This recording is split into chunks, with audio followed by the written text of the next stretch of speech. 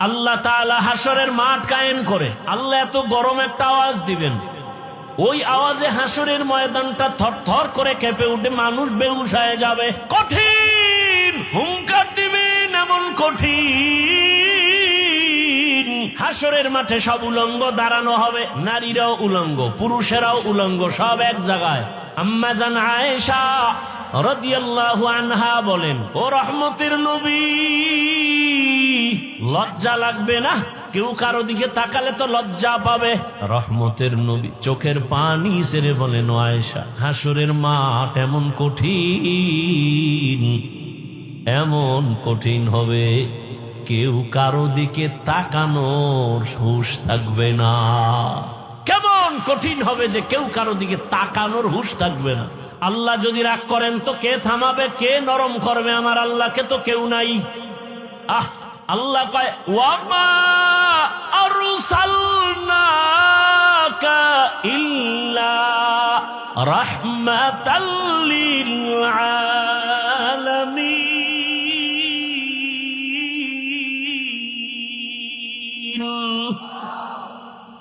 আমি তো একজন রহমতের মানুষ বানায় রাখছি, যে শুধু দুনিয়ার রহমত না, এমন এক ব্যক্তি যে আখিরাতের মাঠেও রহমত। আল্লাহ বলবেন, হাসরের মাঠ এখন প্রস্তুত, মানুষগুলো সব মাটির নিচে। সবার আগে জিবরাইল আমিনকে বলবে, যাও আমার সিংহাসনের পার্শ্বে রহমতের নবীকে নিয়ে আসো, আমার ডান পার্শ্বে আমি বসাবো।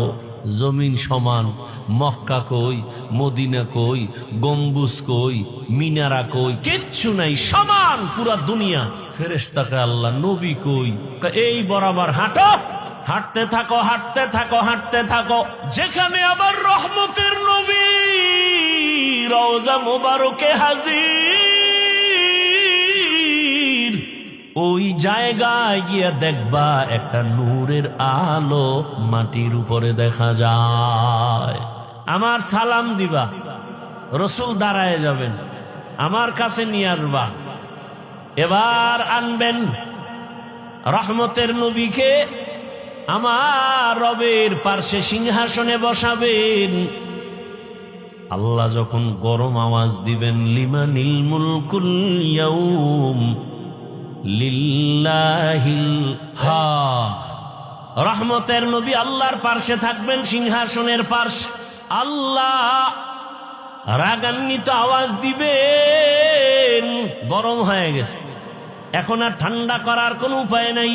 হঠাৎ আমার আল্লাহ একটু কুদরতের নজর দিয়া রহমতের নবীর চেহারার দিকে যখন তাকাইবেন, আগুন যেমন মোমকে গলায় দেয়, রহমতের নবীর চেহারা মোবারকে একটু নজর দেওয়া মাত্র আমার আল্লাহর কুদরতির রাগটা পানি হয়ে যাবে। ইমামুল আউয়ালিন আল আখিরিন বহরে সদকা রহমাতাল লিল আলামিন সাইয়্যিদুল কাউনাইন খাতমুল মুরসালিন আখির আমদ বুদে ফখরুল আউয়ালিন। ভাইরা আমার, ওই আল্লাহর বান্দা পাগলের মতো ঘুরবে, একটা নেকের টান কোথায় পাবো? হাসরের মাঠ, মানুষের কান্নার আওয়াজ, সবাই পাগলের মতো করবে। কোথায় যাবে? জাহান্নামের আগুনের গরম, সূর্যের গরম, ওদিকে জমিনটা সূর্যের গরমে পুড়িয়া তামা হয়ে যাবে, না দাঁড়ানো যায়। উপরে গরম, নিচে গরম, চতুর্দিকে শুধু আওয়াজ, জাহান্নামের চিৎকারের আওয়াজ। জাহান্নাম চিল্লাইবে আর বলবে, ও রব্বে কারীম, বেনামাজি গুলো কই? বেনামাজি কোথায়? আমার পেটে দাও, আমার পেটে ক্ষুধা। গুনাহগার বেপরদাওয়ালারা কোথায়? আমার পেটে ক্ষুধা, তাড়াতাড়ি আমার ভেতরে দাও। আল্লাহ বলবে, একটু অপেক্ষা কর, আমি বিচারটা শেষ করে তোর বেনামাজিগুলো তোর পেটে দিতেছি, বরে খা, মজার মতো পেটের ক্ষুধা নিবারণ করবি। ও আমার যুবক বাবারা, বৃদ্ধ বাবাজি, পর্দার আড়ালের মা বোনেরা, কয়দিন এই দুনিয়ার বাহাদুরি, চোখের সামনে লাশ আর লাশ, ঘুমের ভেতরে লাশ, পানির নিচে লাশ, গাড়ির নিচে লাশ, কয়দিন করোনায় লাশ, ডেঙ্গুর লাশ, এক এক করে কত বন্ধু চলে গেল রে বাবা। ওই আল্লাহর বান্দা ঘুরবি, একটা নেক হলে আমি জান্নাতে যেতে পারি। ঘুরতে ঘুরতে সন্তানের পাবে, বাবায় বলবে এই সন্তান একটা নেক আমারে দে, আমি জান্নাতে যেতে পারবো। সন্তান বলবে আমি বাবা ছাড়া দুনিয়াতে আসতে পারি নাই, তবে তুমি যে আমার বাবা বিশ্বাস করি না। যাও, বাবা চোখের পানি ছেড়ে কাঁদবেন, ঘুরবে কোথায় যাব? স্ত্রীর কাছে যাবে, একই জবাব। মা বাবার কাছে যাবে, একই জবাব।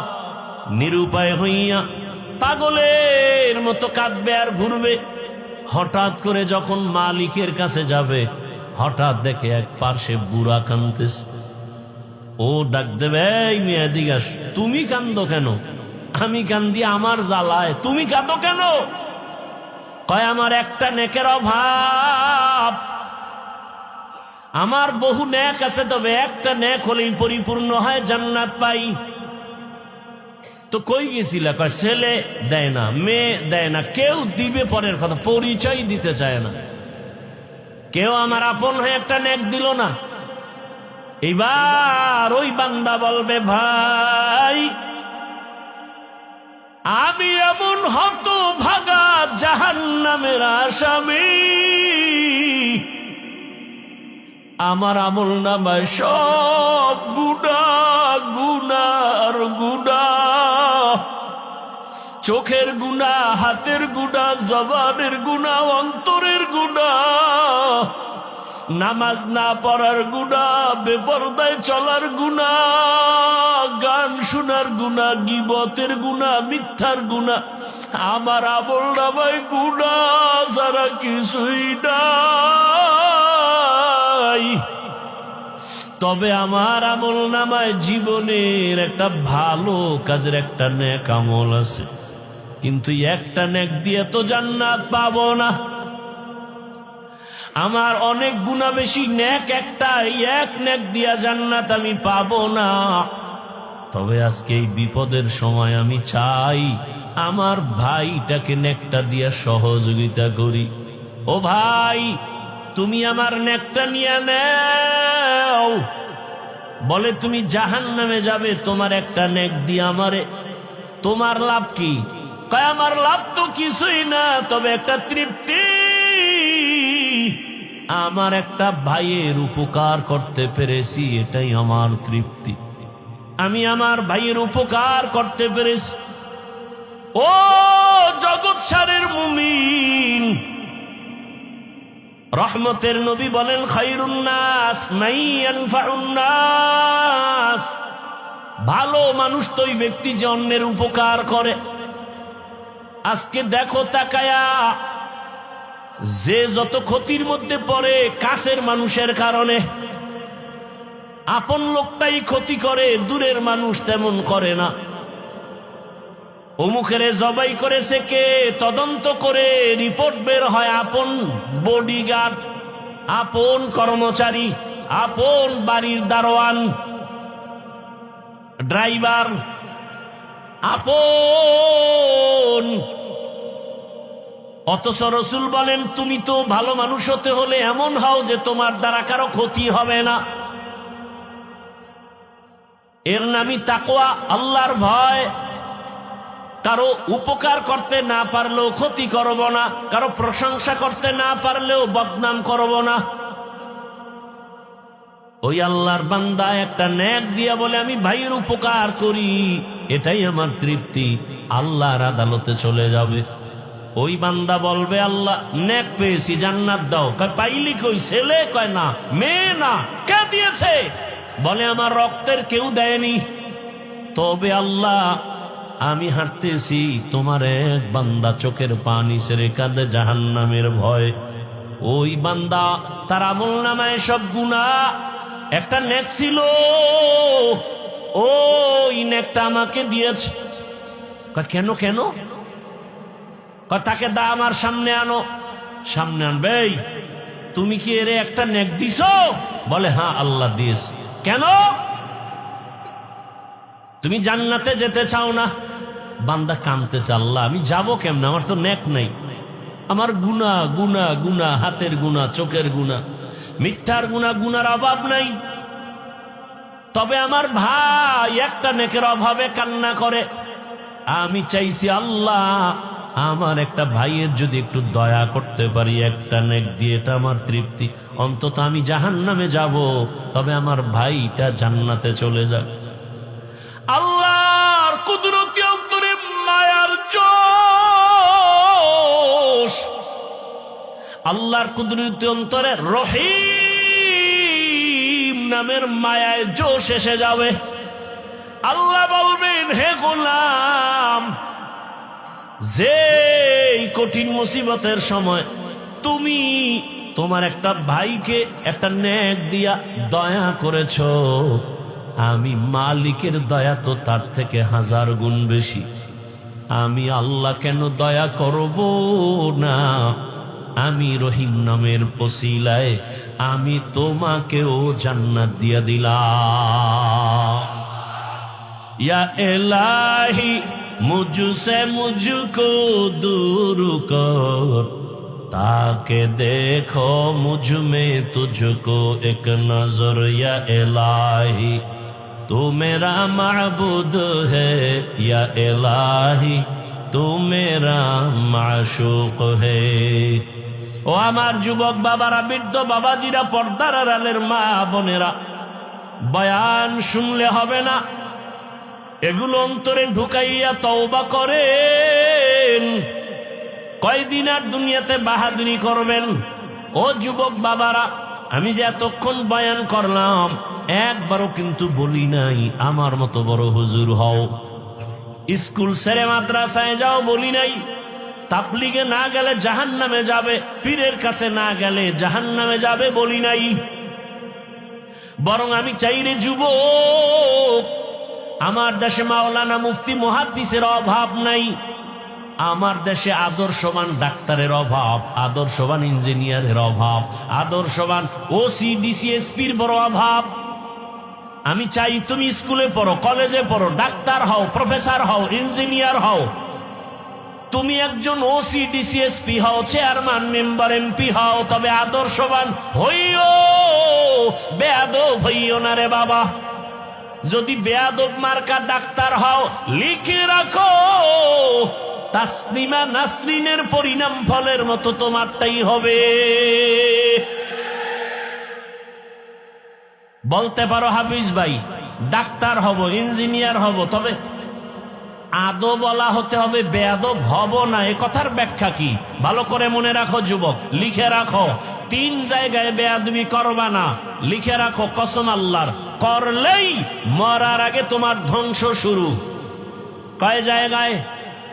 3 জায়গায় বেয়াদবি করবা না। 1 নাম্বার হলো মা বাবা।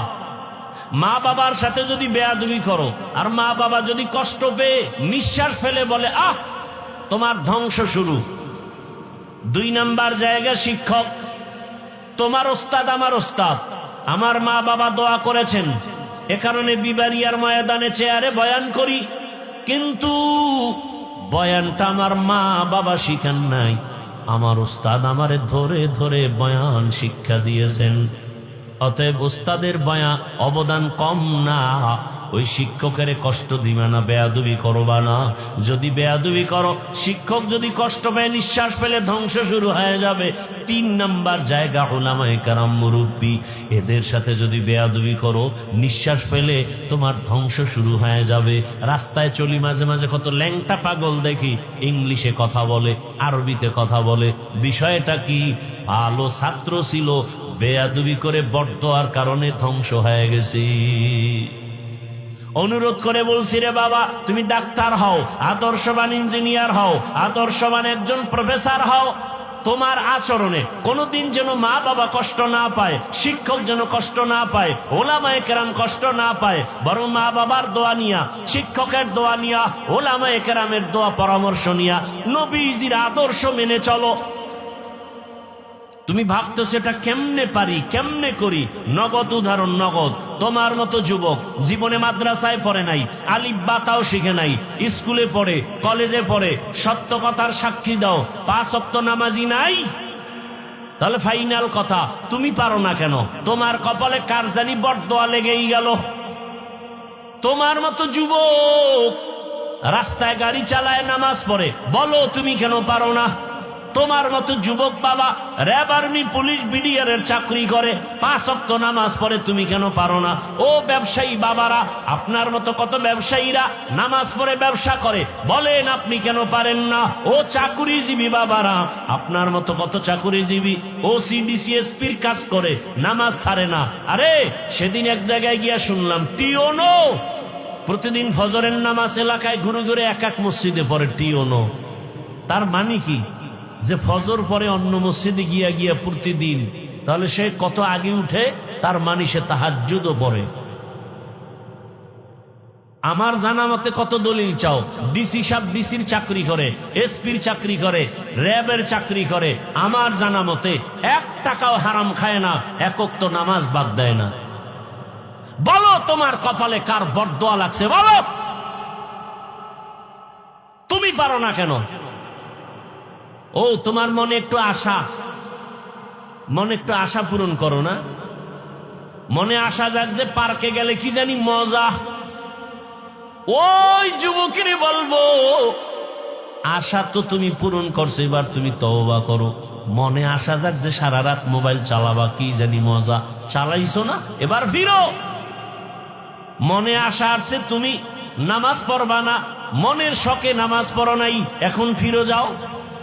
কয় না না, আশা তো পূরণ হয় নাই। তাহলে এবার প্রশ্ন তোমার কাছে, আর কতদিন সারা রাত মোবাইল চালাইলে আশা পূরণ হবে আমাকে বলো?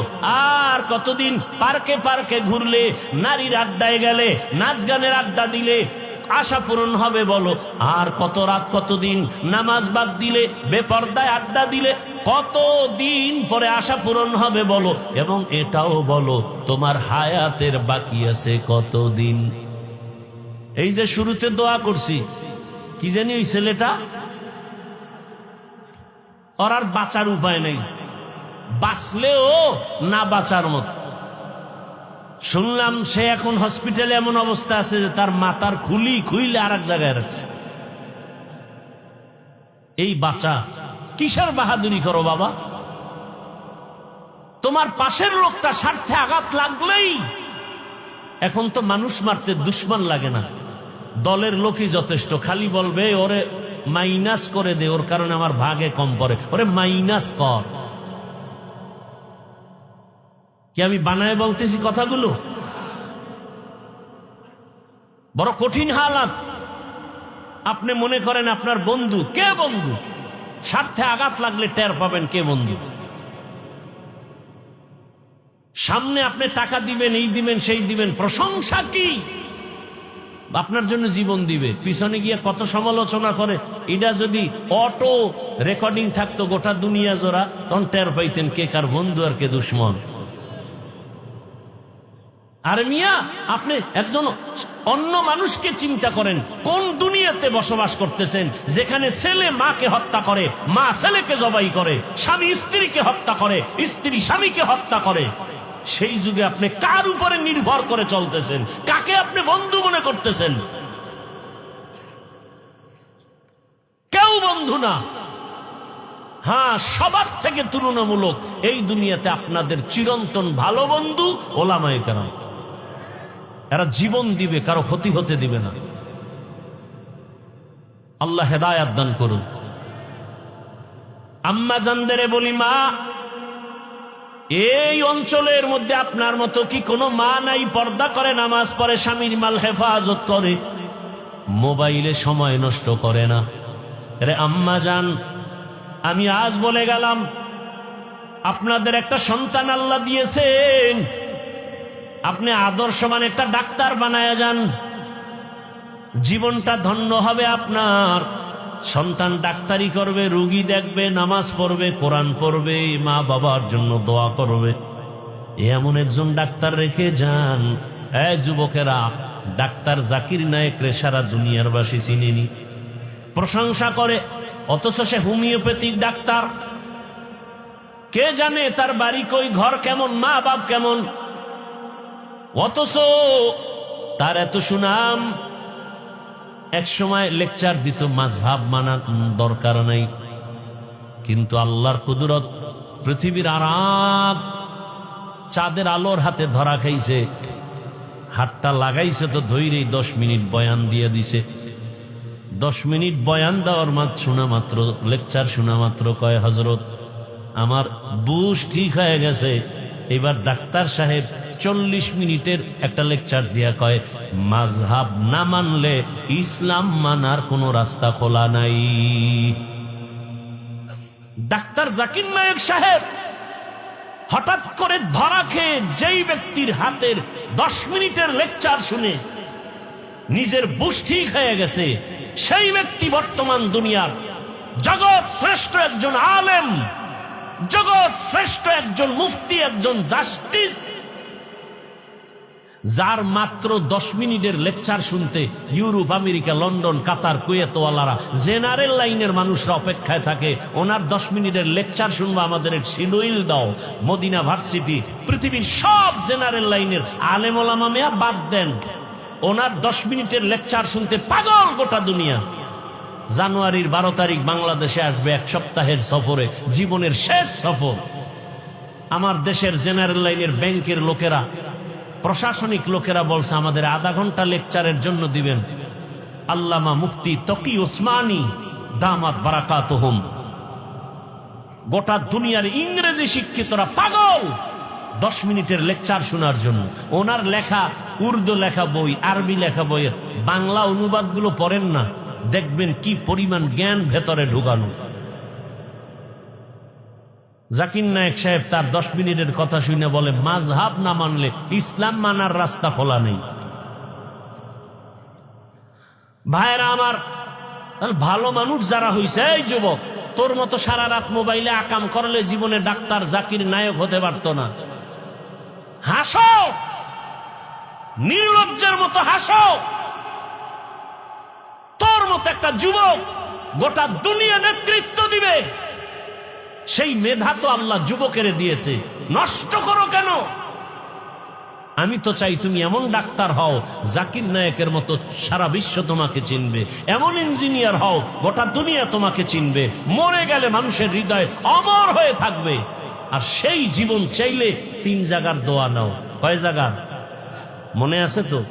মা বাবা, শিক্ষক, ওলামায়ে কেরাম। বেয়াদবি করিও না। ধরে নেন এরকম একটা মানুষের আয়োজন যদি বিবেরিয়ার কোনো টাকাওয়ালা বাহাদুর সাহেব করতে চান, যে আমি এতগুলো মানুষ এক জায়গায় জমা করব রাত্র 12টায়, তখন তার পেরেশানিটা কেমন? 1 নাম্বার, এই লোকগুলো আসতে আর যাইতে ফ্রি গাড়ি দিতে হবে। আপনাদেরকে ফ্রি গাড়ি দেওয়া হয়েছে? হয়নি। নাম্বার 2, এই মানুষগুলো আসার পরে বসার জন্য ভিআইপি চেয়ার দিতে হবে, চেয়ার। তাও কিন্তু এই বেহেশতি মানুষ আসবে না, অধিকাংশ গাঞ্জা করে সে হাজির। আপনাদেরকে ভিআইপি বিছানা দিছে তো, চেয়ার কি দিছে? এর থেকে পৃথিবীতে 3rd ক্লাসের আর কোনো বিছানা হতে পারে? অথচ কোনো কষ্ট আছে? সব আলেম, সাদা দাড়িওয়ালা মুরব্বীরা চুপচাপ বসে আছে। কে ধনী, কে গরিব, কে আলেম, কে মূর্খ, সব একাকার। আল্লাহ মানুষকে বিবেক দিছেন, বিবেকটাকে কাজে লাগান। পশুকে আল্লাহ বিবেক দেন নাই। একটু বুঝেন, বুঝার চেষ্টা করেন। আমি আপনাদের দুশ্মন না, আমি আপনাদের কলিজার বন্ধু। পাও ধরার জন্য আসছি, গালি দিতে আসি নাই। আপনাদের পাও হাত দিয়া বুঝাইয়া আপনাদেরকে শান্তির দিকে দাওয়াত দিতে আসছি। প্রয়োজনে পাও ধরা লাগলে নিচে এসে পাও ধরব, সেই অবস্থায় আসছি, গালি দিতে আসি নাই। এরপরে এই লোকগুলোকে সাহেব এখানে জমা করার পরে চেয়ারে বসাইলেন, ফাঁকে ফাঁকে নাস্তা দিতে হবে। যদি একটু প্যাকেটে টান পড়ে তো চেয়ারের বাড়ি, বাতাসে উড়বে চেয়ার। আবার কিছু কুলাঙ্গার দেখা যায়, তাদের নিজেদের তর্ক বিতর্ক বিশৃঙ্খলা ভিডিও করে জাতিকে দেখায়, দেখেন আমরা কত বড় বেয়াদ্দব। আমার কথাগুলো চিন্তা করতেছেন তো? আচ্ছা, আপনাদের এখানে আসার পরে থার্ড ক্লাসের বিছানা দিল, কারো অন্তরে কষ্ট নাই। নাস্তা দিছে কতবার? মোনাজাতের পরে দেয়া হবে, হবে না? হবে না, কষ্ট নাই। আচ্ছা, এরপরে এই দুনিয়ার লাইনের এই বিশাল আয়োজন করতে গেলে এতগুলো মানুষকে নিয়ন্ত্রণের জন্য কি পরিমাণ পুলিশ এখানে রাখতে হতো? ভাই, সত্য কথাটা আপনি মানেন আর না মানেন, স্বীকার করেন যে হ্যাঁ এটার বাস্তব। পুলিশ লাগতো না? ক্রেডিট বা পাওয়ার থাকলে র্যাব নিয়ে আসতো, আর্মি নিয়ে আসতো। এতেও যদি ভয় লাগতো, সর্বশেষ নিরাপত্তা কুত্তা। কারণ মানুষের উপরে বিশ্বাস নেই, বডিগার্ড বডির উপরে গুলি মারে। কুকুর মানুষের সাথে বেঈমানি করে না, আজও পর্যন্ত শুনি নেই। মানুষ বেঈমানি করে, কুকুর করে না। আপনাদেরকে নাস্তা দেয়া হলো না। আচ্ছা বলেন তো, এখানে নিয়ন্ত্রণের জন্য কত টিম পুলিশ আছে? প্রশাসনের কেউ আছে? বুঝলে আর বেশি লাগে কিছু? এতগুলো মানুষ চুপচাপ, এত রাত, কষ্ট, ঠান্ডা। চিন্তা করেন, সেই মাগরিবের আগে আসছে, পেটে ক্ষুধা কি পরিমাণ। বাদাম খাইলি কি ওই ক্ষুধা নিবরণ হয়? অন্তত বাঙালির পেট থামে না বাদামে আর চানাচুরি।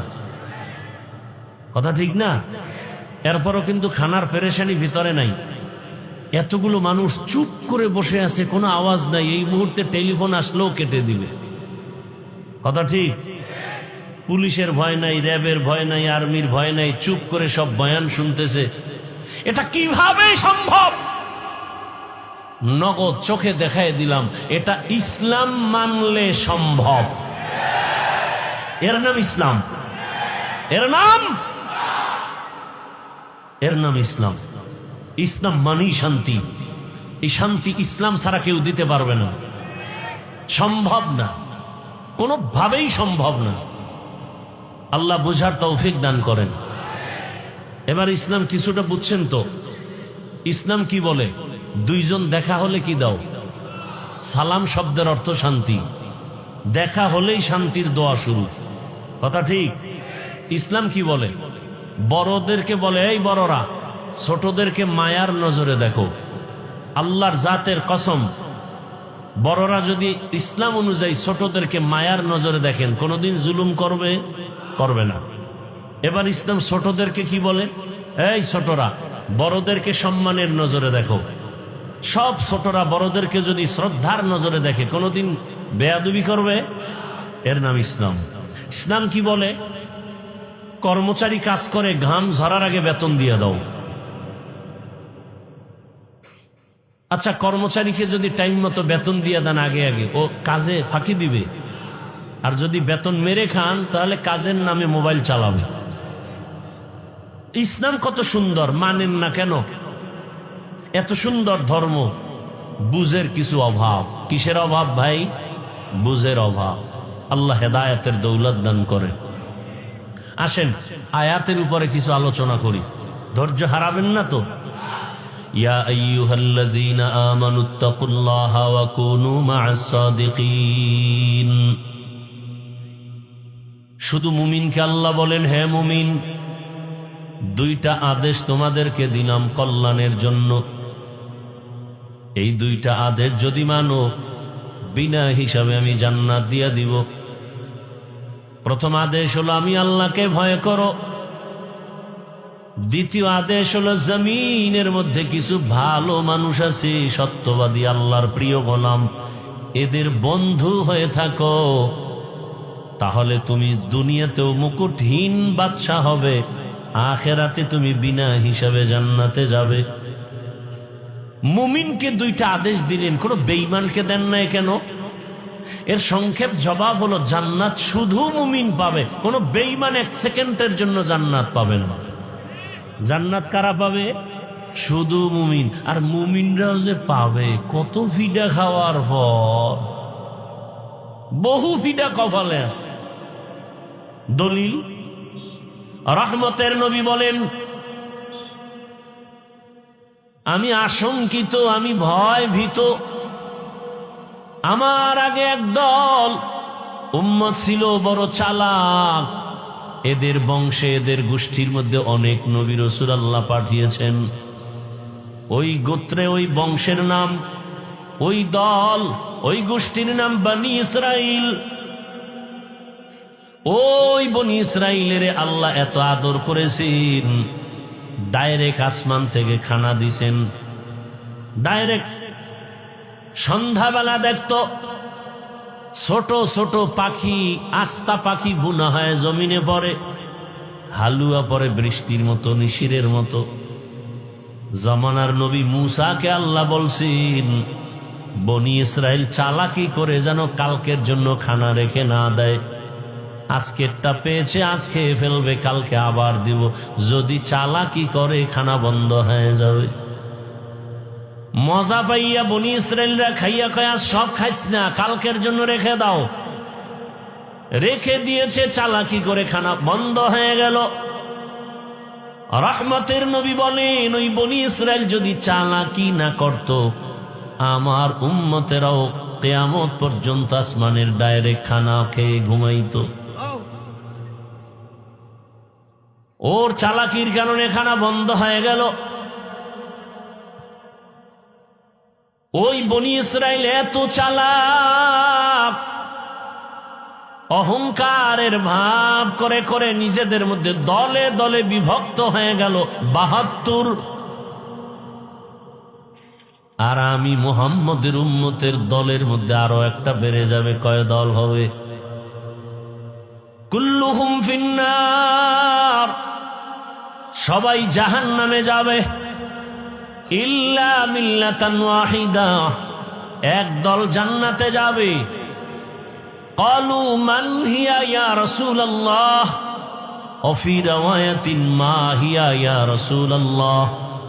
সাহাবায়ে কেরামদের মধ্য থেকে কেউ বললেন, রহমতের নবী ৭৩ কাতারের মধ্যে যেই দলটা জান্নাতে যাবে তাদের পরিচয় কি?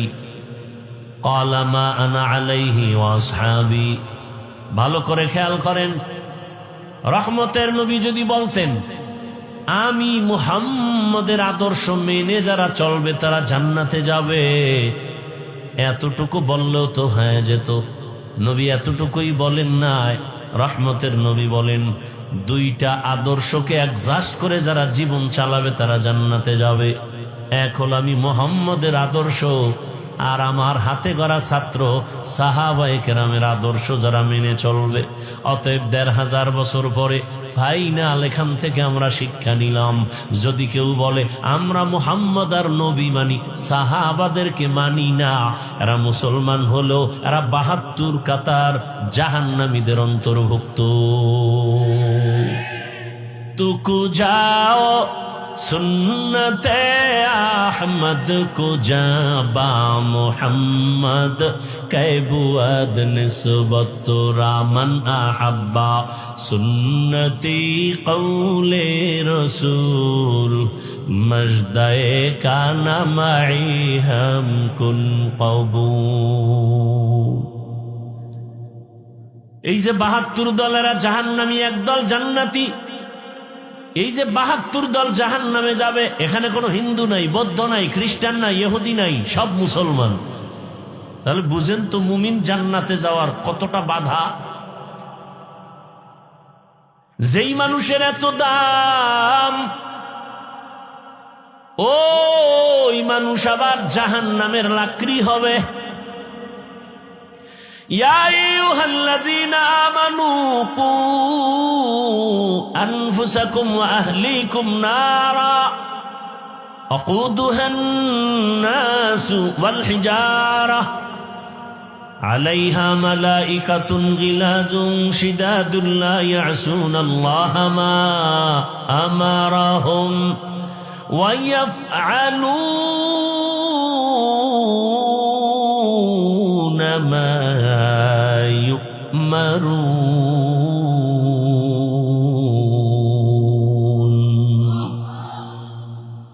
আল্লাহ বলেন, হে মুমিন, জাহান্নাম থেকে নিজেকে বাঁচাও, এরপরের দায়িত্ব আহালকে বাঁচাও। আমি একা জাহান্নাম থেকে বাঁচলেই দায়িত্ব শেষ হবে না, আমার উপরে দায়িত্ব আমার আহাল। আমি বাবা, আমার আহাল সন্তান, আমি স্বামী, আমার আহাল স্ত্রী, আমি শিক্ষক, আমার আহাল ছাত্র, আমি চেয়ারম্যান, আমার আহাল ইউনিয়নের মানুষ, আমি মেম্বার, আমার আহাল ওয়ার্ডের মানুষ, আমি এমপি, আমার আহাল আমার আসনের মানুষ, আমি সরকার প্রধান, আমার আহাল গোটা দেশবাসী, আমি একজন আলেম, গোটা উম্মত আমার আহাল, আমি মসজিদের ইমাম ও খতিব, মুসল্লি আমার আহাল, আমি বক্তা, শ্রোতা আমার আহাল। ও বক্তা, জাহান্নাম থেকে তুমি আগে বাঁচো, তারপরে তোমার আহাল শ্রোতাকে বাঁচাও। বাবা, জাহান্নাম থেকে আগে বাঁচাও, এরপরে তোমার আহাল সন্তানকেও বাঁচাও। স্বামী, জাহান্নাম থেকে নিজেকে আগে বাঁচাও, এরপরে তোমার আহাল স্ত্রীকেও বাঁচাও।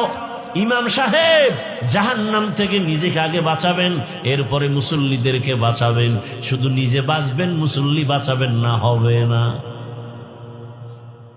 বড় কঠিন কথা। ক্বালান নবী সাল্লাল্লাহু আলাইহি ওয়া আলিহি ওয়াসাল্লাম, আলা কুল্লুকুম রাইন ওয়া কুল্লুকুম মাসউলুন আন রাইয়াতিহি। সবাই দায়িত্বশীল, আল্লাহর আদালতে দায়িত্বের জবাবদিহিতার কাঠগড়ায় দাঁড়াতে হবে। কিয়ামতের ময়দানে বহু মা বাবা শুধু সন্তানের অন্যায়ের কারণে জাহান্নামে চলে যাবে। দুনিয়াতেই তো অন্যায় করে সন্তান, মা বাবার হাতে কেন পুলিশের হ্যান্ডকাপ লাগানো হয়? আর দুনিয়া মাজরাতুল আখিরা, আখিরাতের নমুনাই দুনিয়া তাকায় দেখো। বাবার অন্যায়, কিন্তু সন্তানের অন্যায়ের কারণে বাবার হাতে হ্যান্ডকাপ। কিয়ামতের দিন বহু বাবা মা শুধু সন্তানের অন্যায়ের কারণে জাহান্নামে যাবে। হাসরের মাঠে সন্তান মা বাবার বিরুদ্ধে আল্লাহর আদালতে মামলা পেশ করবে। রব্বানা ইন্না আতা'না সাদাতানা ওয়া কুবারানা ফাআদাল্লুনাস সাবিলা রব্বানা আতিহিম যিফাইন রব্বানা আতিহিম যিফাইন মিনাল আযাব ওয়ালআনহুম লা'নান কাবীরা। সূরা আহজাব 67 নম্বর আয়াত। মা বাবার বিরুদ্ধে সন্তান মামলা দায়ের করবে। আল্লাহ বলবে, এই ছেলে নামাজ পড়ছো না, রোজা রাখছো না, জিকির করছো না, তেলাওয়াত করছো না, কেন? বলবে, ও দয়ার মালিক, সব আমার মা বাবার দুর্বলতা। আমার মা বাবা কোনোদিন আমাকে নামাজের দাওয়াত দেয় নাই, রোজার দাওয়াত দেয় নাই, জিকিরের দাওয়াত দেয় নাই, কোরআন শিখায় নাই। অথচ কত ডিসি দেখছি টেবিলে বসে বসে কোরআন তেলাওয়াত করে। ডিসি সাহেব ডিসির চাকরি পেয়ে কি কোরআন শিখা শুরু করেছেন? কয় না। আব্বা আম্মা সেই ছোটবেলা মক্তবে পাঠাইছেন, আর ওখানে গিয়া কোরআন শিখে ফেলেছি। অতএব জাহান্নাম থেকে নিজে বাঁচতে হবে না, আহালকে বাঁচাতে হবে। আল্লাহ বলেন, হে মুমিন, দুটো আদেশ দিলাম। এক, আমাকে ভয় করো। কাকে ভয় করো? একমাত্র আল্লাহকে ভয় করো। দুনিয়ার সব তোমাকে ভয় করবে। এই ভয়ের নাম তাকওয়া, এ ভয়ের নাম খাশিয়া, এ ভয়ের নাম খৌফ। وَأَمَّا مَنْ خَافَ مَقَامَ رَبِّهِ وَنَهَى النَّفْسَ عَنِ الْهَوَى فَإِنَّ الْجَنَّةَ هِيَ الْمَأْوَى ہر کے دارت خوف حق دار دل مدام جنت المأوى دہد او رام مقام جزبہ حق چی زی مخاز انسو جا فضل اوعا مست در جملہ جہا ঘুম আসতেছে? হ্যাঁ, অজে আসলে তো ঘুম আসে। আসলে কি আপনারা রাতে ঘুমান? আমার অভিজ্ঞতার আলোকে বলি, আমার দেশের জাতি রাতে ঘুমায় না, নিরিবিল সময়ে মোবাইলের হক আদায় করে। টাইম পায় না তো, সারাদিন ব্যস্ত। এই টাইমটাও তো একটু কাজে লাগান লাগে। আল্লাহর কাছে কি বলবে, একটা কিছু বলতে হবে তো। হাসরের ময়দানে যদি আল্লাহ জিগায় কি করছো, আল্লাহ মাইয়ার হক, পোলার হক, স্ত্রীর হক আদায় করতে পারিনি, মা বাবার হক আদায় করতে পারিনি, অন্তত একটা হক আদায় করে আসছি, মোবাইলের হক আদায় করে আসছি সারা রাত। কখন রাত 4টা বেজেছে খবর রাখতে পারি নাই, কখন আজান হয়েছে জানতে পারি নাই, মোবাইলের হকের আদায়ের ধাক্কায় এতটা ব্যস্ত যে কানের মধ্যে মোবাইলের তার ঢুকাইয়া সারা রাত ব্যস্ত। বাহিরে কি তুফান হয়েছে জানি নাই। সারাটা রাত জেনা করেছি, চোখের জেনা, হাতের জেনা, জবানের জেনা, অন্তরের জেনা। এরে আমার কলিজার যুবক, ঘুমের মধ্যে যদি আজরাইল এসে দেখে তোর কানের ভেতরে গানের তার লাগানো, আজরাইল বলবে তুই রেডি হ, পরে আসবো। কি ঘুমের মধ্যে আজরাইল আসবে না, তাই তো? হ্যাঁ, মরণ থেকে যতই পালাও মরণ তোমায় নিবে ঘিরে, যদিও সুদূর আকাশ পানে লুকাও সেথায় লাগিয়ে সিঁড়ি, নদী পথে নৌকা চালাও ও মাঝি ভাই, বেলা ডোবার আগে আমি উপার উঠতে চাই, ডুবে গেলে বেলা রে আর উঠে না, ভেঙ্গে গেলে মেলা রে আর জমে না। ওগো নবীর উম্মতেরা, হয়ে আজি দিশাহারা, কোরআন হাদিসের চলো যখন যাহা চায় মনে, নবী বিনে কে তারাবে প্রসিরাত মিজানে, নবী বিনে কে তারাবে প্রসিরাত মিজানে, উম্মতের কান্ডারি নবী কাঁদছেন উম্মতের লাগি, এখনো কাঁদেন নবীজি শুয়ে মদিনার পানে, নবী বিনে কে তারাবে প্রসিরাত মিজানে, নবী বিনে কে তারাবে প্রসিরাত মিজানে। খারাপ লাগতেছে? জীবনে তো কত রাত ঘুম নষ্ট করলা শুধু গুনাহ করে, গুনাহ, গল্প, আড্ডা, কথা ঠিক নেই? আজ রাতের একটু সময় যদি ব্যয় করো নেক আমলের মাধ্যমে, হাসরের ময়দানে ভিডিও দেখবা জগৎ সারের মাঠে তুমি রাত্র 1টায় বসে আছো, আমার মালিক রহিম নামের সাইনবোর্ড লাগায়া খুঁজবি, আমার বান্দাকে জাহান্নামে দিব না, কারণ জাহান্নামের আগুন সহ্য করতে পারবে না। কিন্তু একটা সূত্র বের করে দাও, কোন সূত্র দিয়ে আমার বান্দাকে জান্নাতের ভেতরে নিতে পারি। রহমতের নবীর হাদিসে পাকে একটা ঘটনা আছে, বলবো। রহমতের নবী বলেন, ভাই ইকো বন্ধ করো। রহমতের নবী বলেন, রিভাবটা একটু বাড়াও।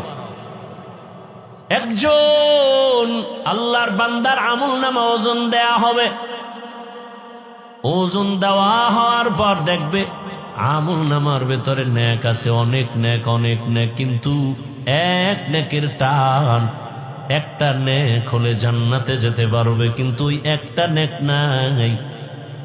ওই একটা নেক কোথায় পাবে? আল্লাহ বলে, একটা নেক দেও, না হয় জান্নাতের ফয়সালা হবে না। আল্লাহর বান্দা পেরেশান হয়ে যাবে। দয়াময় রব্বুল আলামিন বলবেন, খুঁজো হাসরের মাঠে, দেখো একটা নেক কে তোমাকে দেয়। তোমার ছেলে, তোমার মেয়ে, তোমার স্ত্রী, তোমার মা বাবা, দেখো কার কাছে গেলে একটা নেক পাইবা। আল্লাহর বান্দা কাঁদবে আর হাসরের মাঠে দৌড়াবে। হাসরের মাঠ, এই জমিন হবে হাসরের ময়দান, সিরিয়ার জমিন হবে আল্লাহর বিচারালয়, এই স্টেজ হবে সিরিয়ায়। প্রথম কিবলা বাইতুল মাকদিস, ওখানে হবে আল্লাহর বিচারালয়, আদালত। আল্লাহ হাসরের ময়দানে স্টেজ কায়েম করবেন আর সিংহাসনে আল্লাহ বসবেন। বসার পরে আল্লাহ একটা কঠিন গরম আওয়াজ দিবেন, গরম আওয়াজ। সরকার প্রধান যখন ক্ষমতার চেয়ারে বসেন, জাতির উদ্দেশ্যে একটা ভাষণ দেয়নি,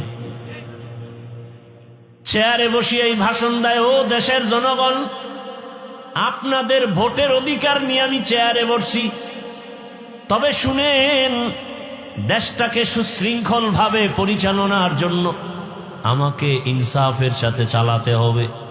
সেই ক্ষেত্রে কিছু আইন আছে, আইন আপনারা মান্য করে চলতে হবে। কে আমাকে ভোট দিছেন আর দেন নাই, সবার জন্য আইন সমান, আইন লঙ্ঘন করবেন, কাউকে ছাড় দেয়া হবে না, জেলখানা রেডি, জরিমানা রেডি। আর পেছনের গুনাহ থেকে তওবা করো। মনে মনে আল্লাহকে বলো, আল্লাহ জীবনে তো গুনাহ কম করি নাই, নফসের ধোকায় পড়ে তওবা করি। আমি ডাক্তারি পড়ি, ইঞ্জিনিয়ারিং পড়ি, আমি জেনারেল লাইনে পড়ি, ঢাকা কলেজে গিয়া দেখো না কত যুবক কলেজে পড়ে, বড় পাগড়ি মাথায়, বড় দাড়ি, বড় জামা পরে যায় কলেজে, ঢাকা কলেজে। আরে মাওলায় কবুল করলেই তো সম্ভব, চেষ্টা করো। দুনিয়াতে জীবনের মাথা উঁচু করে দাঁড়াও। তোমার মেধা, তোমার প্রতিভাকে নষ্ট করো কেন? এক মোবাইল ধ্বংস করেছে সব, ওখান থেকে নিজেকে ফিরাও। বকাটে সন্তানদের আড্ডা থেকে নিজেকে বাঁচাও। জীবন শেষ হয়ে যাবে, যৌবন নাই, লেখাপড়া নাই, কিচ্ছু নাই। তওবা করো, আল্লাহ তুমি আমারে মাফ করে দাও, আর নামাজ ছাড়বো না, দাড়ি কাটবো না, বেপর্দায় চলবো না। মা বাবার দোয়া, শিক্ষকের দোয়া, ওলামায়ে কেরামের দোয়া নিয়া নবীর আদর্শ মেনে চলবো। ও মা ও বোনেরা, এখনো তওবা করেন, আল্লাহকে মনে মনে বলেন, আর বেপর্দায় চলবেন না, নামাজ ছাড়বেন না, মোবাইলে সময় নষ্ট করবেন না, স্বামীর মাল খেয়ানত করবেন না। আল্লাহর কাছে খাঁটি অন্তরে তওবা যদি করতে পারেন, আল্লাহ জীবনের গুনাহ মাফ করে দিবেন। হাসরের ময়দানের ভয় আর ওলামায়ে কেরামের পরামর্শ নিয়ে নিজের আত্মাটারে পবিত্র করবেন, তাকওয়ার মানদণ্ডে চলবেন, গুনাহ ছাড়বেন। আল্লাহ পাক রব্বুল আলামিন তওবার দরজা খুলে রাখছেন। যদি বান্দা খাঁটি অন্তরে তওবা করতে পারে, আল্লাহ জীবনের গুনাহ মাফ করে দিবেন। ও দয়ার মালিক, মনে মনে ডাকো, আমার আল্লাহর মতো দয়াময় কেউ নাই। হে আল্লাহ, এই ময়দানে কুদরতের নজর দিয়ে দেন, এই ময়দানের প্রত্যেকের হেদায়েতের মালা গলায় পরায়া দেন। আমিন। আলহামদুলিল্লাহি রাব্বিল আলামিন, ওয়াসসালাতু ওয়াসসালামু আলা সাইয়্যিদিল আম্বিয়া ওয়াল মুরসালিন ওয়া আলা আলিহি ওয়া আসহাবিহি আজমাইন। ইয়া আরহামার রাহিমিন, ইয়া আরহামার রাহিমিন, ইয়া আরহামার রাহিমিন। রব্বিরহামহুমা কামা রব্বায়ানি সগীরা। اللهم إنك عفو كريم تحب العفو فاعف عنا. اللهم إنا نسألك رزاك والجنة ونعوذ بك من سخطك والنار. اللهم إنا نعوذ بك من البرص والجنون والجذام وسيء الأسقام. رب العالمين, গুনার বোঝা নিয়ে আপনার দরওয়াজায় আমরা হাজির।